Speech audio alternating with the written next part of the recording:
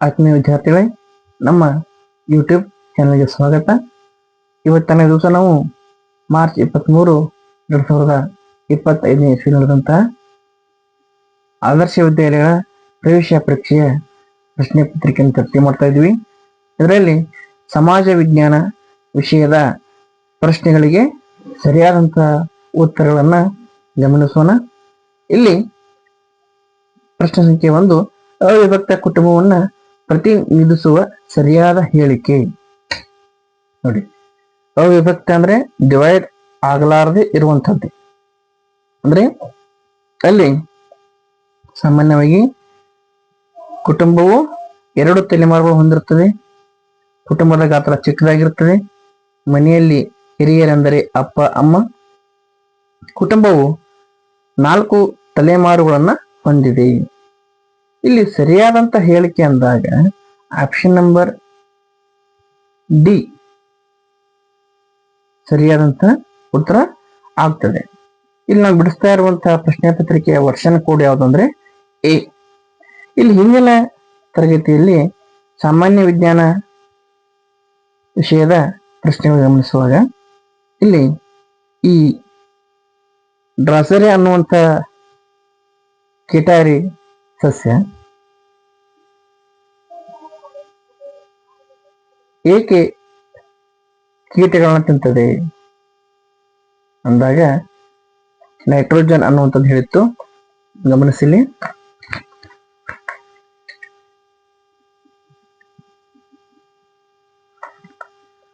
ಡ್ರಾಸೆರಾ ನೆಪೆಂಥಿಸ್ ಮತ್ತು ಯುಟ್ರಿಕ್ಯುಲೇರಿಯಾ ಸಸ್ಯಗಳು ತಮ್ಮ ಆಹಾರವನ್ನ ತಯಾರಿಸಿಕೊಂಡರೂ ಕೂಡ ನೈಟ್ರೋಜನ್ಗಾಗಿ ಕೀಟಗಳನ್ನ ಅವಲಂಬಿಸಿವೆ. ನೈಟ್ರೋಜನ್.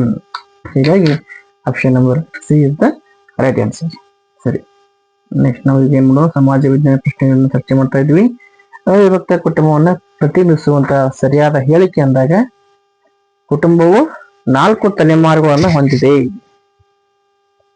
ನೆಕ್ಸ್ಟ್ ಕ್ವಶನ್ ನಂಬರ್ 2, ನಗರದ ಸಂಚಾರ ದಟ್ಟಣೆಯ ಸಮಸ್ಯೆಯನ್ನ ನಿವಾರಿಸಲು ಸೂಕ್ತವಾದ ಒಂದು ಕ್ರಮ. ಟ್ರಾಫಿಕ್ ಅನ್ನ ನಿಯಂತ್ರಣ ಮಾಡಲು ಬಳಸಬಹುದಂತ ಒಂದು ಸರಳ ಕ್ರಮ ಯಾವುದು ಅಂದಾಗ ಬಸ್ಗಳ ಸಂಚಾರವನ್ನು ನಿಲ್ಲಿಸುವುದು. ನೋಡಿ, ಬಸ್ಗಳ ಸಂಚಾರ ನಿಲ್ಲಿಸಿದ್ರೆ ಇನ್ನಷ್ಟು ಏನಾಗ್ತದೆ, ಸಂಚಾರ ದಟ್ಟಣೆ ಉಂಟಾಗ್ತದೆ. ಕಾರುಗಳ ಸಂಖ್ಯೆಯನ್ನು ಹೆಚ್ಚಿಸುವುದು, ಇದು ಕೂಡ ತಪ್ಪು. ಹೊರ ವರ್ತುಲ ರಸ್ತೆಗಳನ್ನ ನಿರ್ಮಿಸುವುದು, ಇದು ಸರಿಯಾಗಿರುವಂತದ್ದು. ಹೆಚ್ಚು ಟ್ರಾಫಿಕ್ ಪೊಲೀಸರನ್ನ ನಿಯೋಜಿಸುವುದು.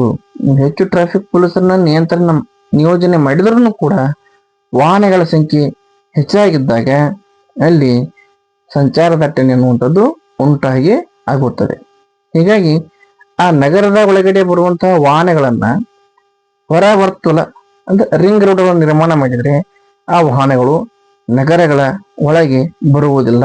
ಹೀಗಾಗಿ ಅಲ್ಲಿ ಟ್ರಾಫಿಕ್ ಜಾಮ್ ಉಂಟಾಗುವುದಿಲ್ಲ. ಹಾಗಾಗಿ option number C is the right answer. ನೋಡಿರ್ಬೋದು, ಎಲ್ಲ ಮಹಾನಗರಗಳಲ್ಲಿ ಹೊರ ವರ್ತುಲ ರಸ್ತೆಗಳನ್ನ ನೀವೆಲ್ಲರೂ ಗಮನಿಸಿರ್ತೀರಿ. ಅದರ ಉದ್ದೇಶ ಏನಪ್ಪಾ ಅಂದ್ರೆ ಟ್ರಾಫಿಕ್ ಜಾಮ್ ಅನ್ನ ಕಡಿಮೆ ಮಾಡುವಂತದ್ದು ಮುಖ್ಯ ಉದ್ದೇಶ ಮತ್ತು ಗುರಿ ಆಗಿರುತ್ತದೆ.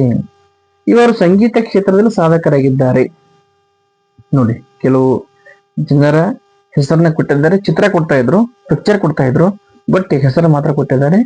ಲತಾ ಮಂಗೇಶ್ಕರ್, ಸಚಿನ್ ತೆಂಡೂಲ್ಕರ್, ರವೀಂದ್ರನಾಥ್ ಟ್ಯಾಗೋರ್, ಪುನೀತ್ ರಾಜ್ಕುಮಾರ್. ಇಲ್ಲಿ ಸಚಿನ್ ತೆಂಡೂಲ್ಕರ್ ಕ್ರಿಕೆಟ್ ಆಟಗಾರ, ರವೀಂದ್ರನಾಥ್ ಟ್ಯಾಗೋರ್ ಜನಗಣಮನವನ್ನ ರಾಷ್ಟ್ರಗೀತೆಯನ್ನು ಬರೆದಂತಹ ಕವಿಗಳು. ಇವರು ಬಂಗಾಳದೇಶದವರು. ಅಲ್ಲಿ ಹಲವಾರು ಪದ್ಯಗಳನ್ನ ಬರೆದಿದ್ದಾರೆ, ಗ್ರಂಥಗಳನ್ನ ಬರೆದಿದ್ದಾರೆ. ಲೇಖಕರು ಹೌದು, ಕವಿಗಳು ಹೌದು. ಪುನೀತ್ ರಾಜ್ಕುಮಾರ್ ಇವರೊಬ್ಬರು ನಟ. ಲತಾ ಮಂಗೇಶ್ಕರ್ ಸಂಗೀತ ಕ್ಷೇತ್ರದಲ್ಲಿ ಸಾಧನೆ ಮಾಡಿದಂತಹ ಗಾಯಕಿ. ಹೀಗಾಗಿ option number A is the right answer. Question number 4, Mount Everest ಏರಿದ ಮೊದಲ ಭಾರತೀಯ ಮಹಿಳೆ. ಈ ಪ್ರಶ್ನೆಯನ್ನು ಕೂಡ ನಾವು ಹಿಂದಿನ ತರಗತಿಯಲ್ಲಿ ಚರ್ಚೆ ಮಾಡಿದ್ವಿ. ಅಲ್ಲಿ ಮೌಂಟ್ ಎವರೆಸ್ಟ್ ಏರಿದ ಪ್ರಥಮ ಪ್ರಜೆ ಯಾರು ಅಂತ ಕೇಳಿದ್ವಿ, ತೇನ್ಸಿಂಗ್ ಅಂತ ಹೇಳಿದ್ವಿ. ಅದರ ಜೊತೆಗೆ ಪ್ರಥಮ ಭಾರತೀಯ ಮಹಿಳೆ ಯಾರು ಅಂತ ಕೇಳಿದಾಗ ಅದರ ಆನ್ಸರ್ ಯಾವ್ದಾಗಿತ್ತು ಅಂದ್ರೆ option number C, Bachendri Pal. Option number C, Bachendri Pal. Next question number 5. Football ಒಂದು ಡ್ಯಾಶ್: ಸಾಹಸ ಕ್ರೀಡೆ, ಅಂತಾರಾಷ್ಟ್ರೀಯ ಕ್ರೀಡೆ, ಸ್ಥಳೀಯ ಕ್ರೀಡೆ, ಗ್ರಾಮೀಣ ಕ್ರೀಡೆ. ಇಲ್ಲಿ ಸರಿಯಾದಂತಹ ಉತ್ತರ ಫುಟ್ಬಾಲ್ ಅನ್ನುವಂಥದ್ದು ಒಂದು ಅಂತಾರಾಷ್ಟ್ರೀಯ ಕ್ರೀಡೆಯಾಗಿದೆ. ಅಂತಾರಾಷ್ಟ್ರೀಯ ಕ್ರೀಡೆ. ನಿನ್ನೆಯ ತರಗತಿಯಲ್ಲಿ ಈ ಪ್ರಶ್ನೆಯನ್ನು ಕೂಡ ನಾವು ಚರ್ಚೆ ಮಾಡಿದ್ವಿ. ಅಲ್ಲಿ ಕ್ರಿಕೆಟ್ ಅಂತ ಕೊಟ್ಟಿದ್ವಿ. ಇನ್ನು ಉಳಿದಂತಹ ಆಟಗಳನ್ನು ನಾವು ಸ್ಥಳೀಯ ಆಟ ಅಂತ ಕೊಟ್ಟಿದ್ದು. ಗುಂಪಿಗೆ ಸೇರದ ಪದದ ರೂಪದಲ್ಲಿ ಈ ಪ್ರಶ್ನೆ ನಾವು ಚರ್ಚೆ ಮಾಡಿದ್ವಿ. ನೆಕ್ಸ್ಟ್, ಕೊಡಗು ಜಿಲ್ಲೆಯ ಪ್ರಮುಖ ಬೆಳೆಗಳು. ಕೊಡಗು ಅನ್ನುವಂಥದ್ದು ಒಂದು ತಂಪಾದ ಪ್ರದೇಶ, ಹೀಗಾಗಿ ಅಲ್ಲಿ ಬೆಟ್ಟಗಳಿವೆ. ಅದು ಕಾಫಿ, ಕಿತ್ತಳೆ, ರಬ್ಬರ್, ಮೆಣಸು ಈ ಬೆಳೆಗಳನ್ನ ಪ್ರಮುಖ ಬೆಳೆಗಳಾಗಿ ಬೆಳೆಯುವುದರಿಂದ option number C is the right answer. Next question number 7.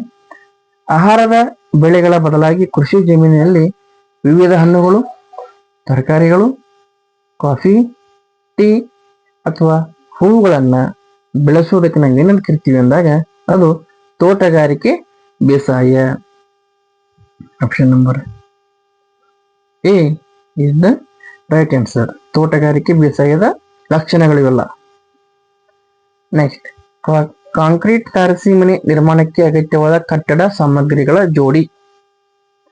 Concrete ತಾರಸಿ ಮನೆ, ಕಚ್ಚಾ ಮನೆ ಅಂತ ಹೇಳಿ ಕೆಲವು ಪ್ರಮುಖ ಅಂಶಗಳನ್ನು ನಾವು ಪರಿಸರ ಅಧ್ಯಯನ ವಿಷಯದಲ್ಲಿ ಚರ್ಚೆ ಮಾಡ್ತೀವಿ. ಇದು 4ನೇ ತರಗತಿಯಲ್ಲಿ ಇರುವಂತಹ ಒಂದು ಪ್ರಮುಖ ಪಾಠದ ಅಂಶವಾಗಿದೆ. ಇಲ್ಲಿ ಕಾಂಕ್ರೀಟ್ ತಾರಸಿ ಮನೆ, ಸ್ಲ್ಯಾಬ್ ಮನೆಗೆ ಏನ್ ಬೇಕು ಅಂದಾಗ ಮುಖ್ಯವಾಗಿ ಸಿಮೆಂಟ್ ಮತ್ತು ಕಬ್ಬಿಣ, ಹುಲ್ಲು ಮತ್ತು ಮರ ಇದು ಗುಡಿಸಲಿಗೆ ಬೇಕು. ಮಣ್ಣು ಮತ್ತು ಹುಲ್ಲು ಕೂಡ ಇದು ಕಚ್ಚಾ ಮನೆಗೆ, ಮಣ್ಣು ಮತ್ತು ಬಿದಿರು ಕೂಡ ಇದು ಕಚ್ಚಾ ಮನೆಗೆ. ಇವು ಮೂರು ಕೂಡ ಕಚ್ಚಾ ಮನೆಗೆ ಬಳಸಬಹುದಾದಂತಹ ಸಾಮಗ್ರಿಗಳಾದ್ರೆ ಪಕ್ಕಾ ಮನೆಗೆ ಅಂತಂದ್ರೆ ಕಾಂಕ್ರೀಟ್ ತಾರಸಿ ಮನೆಗೆ ಸಿಮೆಂಟ್ ಮತ್ತು ಕಬ್ಬಿಣ ಪ್ರಮುಖ ಸಾಮಗ್ರಿಗಳು. ಹೀಗಾಗಿ option number A is the right answer. Next question number 9. ಸೌರ ವ್ಯೂಹದಲ್ಲಿ ಸ್ವಾಭಾವಿಕ ಉಪಗ್ರಹಗಳ ಒಟ್ಟು ಸಂಖ್ಯೆ ಎಷ್ಟು ಅಂತ ಕೇಳಿದಾಗ ಗಮನಿಸಿ, 8, 173, 1000 ಮತ್ತು 9. ಇದರಲ್ಲಿ ಸರಿಯಾದಂತಹ ಉತ್ತರ ಯಾವುದು ಅಂದಾಗ 173. Option number B is the right answer. Next question number 10. ಸೂರ್ಯನಿಂದ 6ನೇ ಸ್ಥಾನದಲ್ಲಿ ಇರುವಂತಹ ಗ್ರಹ ಯಾವುದು ಅಂತಂದಾಗ ಅದು ಶನಿ. ಇದು ಸೂರ್ಯನಿಂದ 6ನೇ ಸ್ಥಾನದಲ್ಲಿದೆ. Next question number 11. ಉತ್ತರ ಮೈದಾನವನ್ನು ಆಳಿದಂತಹ ರಾಜಮನೆತನ ಯಾವುದು ಅಂದಾಗ ಗಮನಿಸಿ, ಮೌರ್ಯರು, ಹೊಯ್ಸಳರು, ಚೋಳರು, ಮೈಸೂರು ಸಾಮ್ರಾಜ್ಯ. ಇದರಲ್ಲಿ ಸರಿಯಾದಂತಹ ಉತ್ತರ ಮೌರ್ಯರು. ಇವರು ಉತ್ತರ ಭಾರತವನ್ನ ಆಳ್ವಿಕೆಯನ್ನ ಮಾಡಿದ್ರು. ಚೋಳರು, ಹೊಯ್ಸಳರು ಮತ್ತು ಮೈಸೂರು ಸಾಮ್ರಾಜ್ಯ ಇವರು ದಕ್ಷಿಣ ಭಾರತವನ್ನ ಆಳಿದಂತಹ ಪ್ರಮುಖ ರಾಜ ಮನೆತನಗಳಾಗಿವೆ. Next question number 12. ಸರಿಯಾಗಿ ಹೊಂದಿಸಿದ ಜೋಡಿ ಯಾವುದು ಅಂತ ಕೇಳಿದ್ದಾರೆ. ಹಿಮಾಲಯ ಕಾವೇರಿ, ಕರಾವಳಿ ಕೃಷ್ಣ, ಉತ್ತರದ ಮೈದಾನ ಗಂಗಾ, ಮರುಭೂಮಿ ಯಮುನಾ. ಹಿಮಾಲಯದಲ್ಲಿ ಕಾವೇರಿ ನದಿ ಹರಿಯುವುದಿಲ್ಲ, ಕರಾವಳಿಯಲ್ಲೂ ಕೂಡ ಕೃಷ್ಣಾ ನದಿ ಹರಿಯುವುದಿಲ್ಲ, ಮರುಭೂಮಿಯಲ್ಲಿ ಯಮುನಾ ನದಿ ಅಂತೂ ಇಲ್ಲವೇ ಇಲ್ಲ. ಉತ್ತರ ಮೈದಾನದಲ್ಲಿ ಇರುವಂತಹ ಪ್ರಮುಖ ನದಿ ಯಾವುದು ಅಂದಾಗ ಗಂಗಾ ನದಿ. Option number B is the right answer. Next question number 13. ಭಾರತದಲ್ಲಿ ಚಳಿಗಾಲದ ಅವಧಿ ಯಾವುದು ಅಂತಂದ್ರೆ ಡಿಸೆಂಬರ್ದಿಂದ ಫೆಬ್ರವರಿಯವರೆಗೆ. Option number D is the right answer. Next question number 14. ಇದು ಒಂದು ದ್ವೀಪವಾಗಿದೆ. ಯಾವುದು ದ್ವೀಪ ಅಂತಂದಾಗ ಮುಂಬೈ ಇದೊಂದು ರಾಜ್ಯ, ಕನ್ಯಾಕುಮಾರಿಯು ಕೂಡ ಒಂದು ಸ್ಥಳ, ಮಧ್ಯಪ್ರದೇಶದ ಕೂಡ ಒಂದು ರಾಜ್ಯ. ಇಲ್ಲಿ ಕನ್ಯಾಕುಮಾರಿಯು ಕೂಡ ಒಂದು ರಾಜ್ಯದಲ್ಲಿ ಬರುವಂತಹ ಪ್ರಮುಖ ನಗರ. ಅಂಡಮಾನ್ ಮತ್ತು ನಿಕೋಬಾರ್ ಅನ್ನುವಂಥದ್ದು ದ್ವೀಪಗಳಾಗಿವೆ. ಹೀಗಾಗಿ option number C is the right answer. Bharat Ratna ಪ್ರಶಸ್ತಿಯನ್ನ ಪಡೆದವರು ಯಾರು ಅಂದಾಗ doctor Rajkumar, doctor Shivakumar Swamiji, Sarojini Naidu, sir M Visvesvaraya. ಇದರಲ್ಲಿ ಸರಿಯಾದಂತಹ ಉತ್ತರ option number D, sir M Visvesvaraya. Doctor Shivakumar Swamiji ಅವರಿಗೂ ಭಾರತ ರತ್ನ ಕೊಡಬೇಕು ಅಂತ ಬೇಡಿಕೆ, ಅದು ಇನ್ನೂ ಸಕ್ಸಸ್ ಆಗಿಲ್ಲ. ನೋಡೋಣ. Next question number 16. ಭಾರತದ ಆಗ್ನೇಯ ನೆರೆ ರಾಷ್ಟ್ರ ಅಂದ್ರೆ ಭಾರತದ ನಕ್ಷೆಯಲ್ಲಿ ಇಲ್ಲಿ ಆಗ್ನೇಯ ಭಾಗದಲ್ಲಿ ಬರುವಂತಹ ಪ್ರಮುಖ ರಾಷ್ಟ್ರ ಯಾವುದು?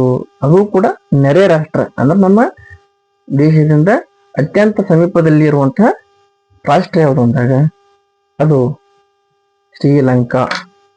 Option number B is the right answer. Option number B is the right answer. ನಾವೇನು ಈ ಪ್ರಶ್ನೆ ಪತ್ರಿಕೆಯನ್ನು ಚರ್ಚೆ ಮಾಡಿದೀವಿ, ಎಲ್ಲ ಪ್ರಶ್ನೆಗಳು ಕೂಡ ಸರಿಯಾದಂತಹ ಉತ್ತರಗಳನ್ನ ಹೊಂದಿದ್ದು, ನೀವು ಬಿಡಿಸಿದಂತಹ ಪ್ರಶ್ನೆ ಪತ್ರಿಕೆಗೆ ಓಪನ್ ಮಾಡಿ ಅದರಲ್ಲಿ ನೀವೇನು ಮಾರ್ಕ್ ಮಾಡಿದ್ದೀರಿ, ನೀವು ಬಿಡಿಸಿದಂತಹ ಪ್ರಶ್ನೆ ಪತ್ರಿಕೆದು ಮಾರ್ಕ್ ಮಾಡಿದಂತ ಉತ್ತರಗಳು ಸರಿಯಾಗಿದ್ದಾವ ತಪ್ಪಾಗಿದ್ದಾವ ಅನ್ನೋದನ್ನ ನಾವು ಕೊಟ್ಟಂತ ಆನ್ಸರ್ಗಳ ಮೇಲೆ ಕೌಂಟ್ ಮಾಡಿ ಅಂತ ಹೇಳ್ತಾ ಇವತ್ತಿನ ಈ ಅತ್ಯಂತ ಪ್ರಮುಖವಾದಂತಹ ತರಗತಿಯನ್ನ ಮುಗಿಸ್ತಾ ಇದ್ದೀವಿ. ತಮಗೆಲ್ಲರಿಗೂ ಧನ್ಯವಾದಗಳು.